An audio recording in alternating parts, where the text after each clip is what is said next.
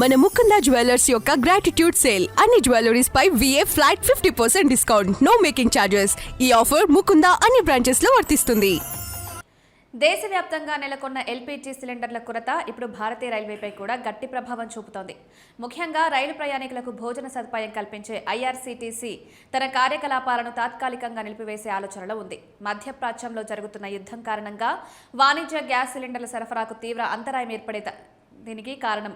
ఒకవేళ వంట సేవలు నిలిచిపోతే ముందస్తుగా భోజనం బుక్ చేసుకున్న ప్రయాణికులకు డబ్బులు వెనక్కిచ్చేందుకు రైల్వే సిద్ధమవుతోంది. రైలులో వడ్డించే భోజనాన్ని సాధారణంగా స్టేషన్ల వద్ద ఉండే బేస్ కిచెన్లలో తయారు చేస్తారు. అక్కడి నుండి ప్యాంట్రీ కారులోకి భోజనాన్ని పంపిస్తారు. ప్యాంట్రీ కారులో కేవలం వేడి చేయడం వంటి పనులు మాత్రమే జరుగుతాయి. కాబట్టి అసలు వంట జరిగే బేస్ కిచెన్లకు గ్యాస్ అందకపోవడం ఇప్పుడు పెద్ద సమస్యగా మారింది. ఈ నేపథ్యంలో IRCTC మార్చి 10న తన క్యాటరింగ్ విభాగాలకు ఒక లేఖ రాసింది.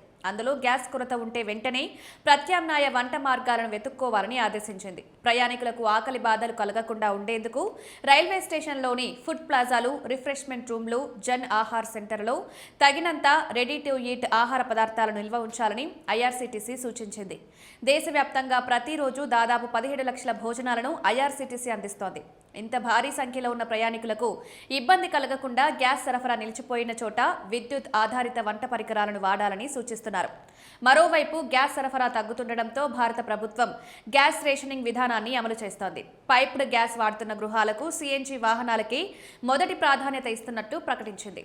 హార్మజ్ జలసంధి గుండా వస్తున్న షిప్లు నిలిచిపోవడంతో ఈ కఠిన నిర్ణయం తీసుకోక తప్పలేదు.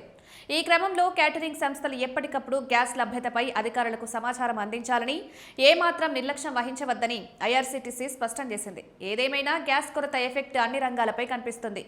ఒకవేళ మీరు రాబోయే రోజుల్లో సుదూర ప్రాంతాలకు ప్రయాణం చేయాలనుకుంటే ముందు జాగ్రత్తగా మీ వెంట కొంత ఆహారాన్ని తీసుకోవడం మంచిదని నిపుణులు సూచిస్తున్నారు.